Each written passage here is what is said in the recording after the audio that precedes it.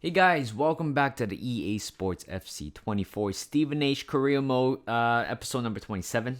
5 games today, trying to clear the whole schedule, the whole fixtures for the month of November before heading into December. I feel like this series has been gone by quite quickly, by the way. I'm not doing the live commentary for a while, or maybe not in this series. I feel like I'm liking the pace so far. The fact that, we have so many games to play in one season, especially when you're not in the Premier League and no European football. You just have 46 games plus the cup games. And of course, if you're lucky enough, you might get more than 50 to 55 games a season. And certainly that's way a lot and no joke. And at this point of the season where we pretty much have established ourselves, we certainly have quite a bit of a youth academy report. Also, quite a lot of youngsters in the team so far in the academy.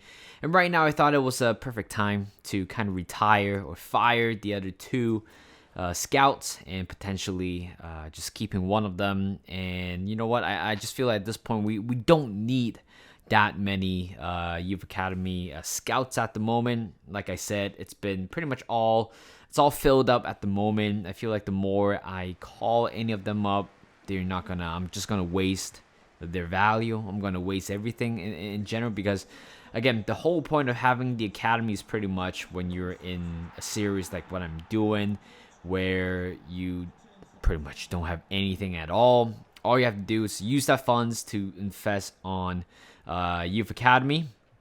And I did that for the past 3 seasons, and I'm happy with that, to be honest. I feel like the number of youth players that we scouted at the end of the day, it's actually pretty good, to be honest. And I think right now, especially right now in the youth academy report itself, or inside the youth academy, there are quite a bit of youngsters that might be ready to go. Again, they're ranging from the potential from 88 to 94 at least. And of course, all of them somehow reach 60, which is honestly good enough to play the first team, if I'm being honest. I feel like there are a certain area there's certain area of the position should be improving. I feel like defensive wise, we should have done a little bit better. If I'm being honest, I feel like we are getting torn apart left and right at times. With, of course, CPU, it's tough itself already. But at the same time, you gotta blame the defense. You gotta turn your head to the defense and say, hey, you guys should have probably done better with that, with that play. And this is pretty much what we've been struggling so far this season. This feels like, a little bit inconsistency so far for the past 2 episodes in terms of getting the result, but it's very normal, especially when you're playing the championship. My personal preference for this year or for this season is that, hopefully getting into the playoff, getting into the promotional spot, whether it's automatic promotion or, playoff or something like that, where you have to play head to head, tie to tie. That type of elimination game, I'm up all for that. But you know what, just as long as give us a chance to do so, because without that, you would never know whether if we're capable to play in the Premier League. But with the signings that we have, we only signed 2. Actually, we signed 3 players this year, this season. We signed Liam Bailey. Not Liam Bailey. I wish we signed Liam Bailey, but we signed Leon King, the Scottish international, and also the big one as well, which is what's his name?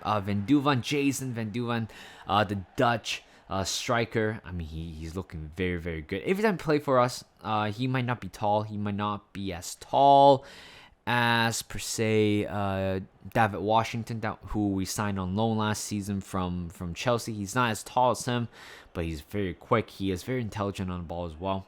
So let's jump into the gameplay here. We beat the first game against Portsmouth 3-2. It was a very eventful game. We were 3-0 up at one point, but defensive-wise, we just couldn't really help ourselves. But in the end, we secured a win 3-2. Later on, we're playing against PSR. I was about to say that. QPR in the second game of today's episode. It was a wild event right there for the penalty shout. I'm not quite sure if that's a penalty, but you know what?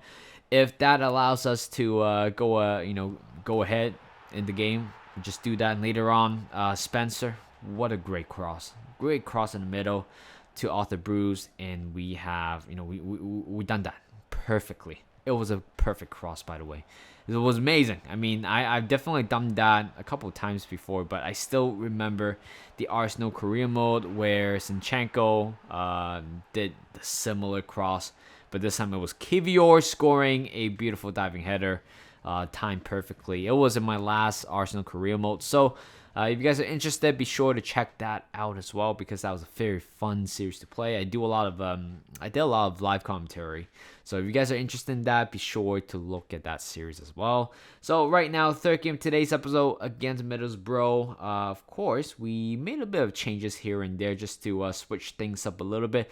Lockhart is coming back in the starting lineup. I mean, this guy, the fact that we have signed the boys, I think that's how I pronounce his name. The Belgian center midfielder, wonder kid, you guys can put it this way, and I barely have given a chance for Lockhart so far this season. I mean, Lockhart has been pretty much one of the rising star last season, but because of signing of the signing of the boys, makes me think like, you know what, maybe the boys can up a level in that area. I'm not saying that Lockhart is not good enough, but I feel like the boys could be can be special. Later on, we scored a very beautiful build-up play. I think it was finished by Mainu at the end on the other side. But right here, this is the struggle that we've been trying to find. To be honest, it's just poor defending, poor goalkeeping, and of course some luck as well. We actually getting destroyed by a cup of coffee. Latte, I don't know if that's how you pronounce his name, but he has scored 2 goals for Middlesbrough already. And later on, here comes Hackney finding McGree, the left-hand side. Again, this is the most annoying part of EA. It's the fact that you just can't really kick the ball out. You just can't really nick the ball out of the attacking players' ball off their feet, but we actually got destroyed by a cup of coffee. Latte scoring a hat-trick, which ended the game in a big disappointment, 3-1. And right now, traveling away again to Sheffield Wednesday. Again, this team still holds a special place in my heart. I believe they beat Arsenal 10 years ago, and it was a big scoreline back then, 3-0 if I remember correctly. 9 minutes in, here comes Van Duven, just take a shot, but how lucky that is. I mean, I have been complaining about not getting a rebound in general when you play EA Sports FC. When the ball just kind of ricocheted everywhere in the box, you will never get the box, especially when you are defending. The ball just kind of lands perfectly at an opposition player. Later on, this is a perfect example where the game just kind of turns into our favor. Two shots were blocked prior to the goal, and it bounces straight back to Stevenage player, and we score. We capitalize it. And later on, Jack Hyde with a beautiful goal, blast that one to top right corner, extended the lead here to 3-0, and looks like we are grabbing another victory. 3-0 was the final score.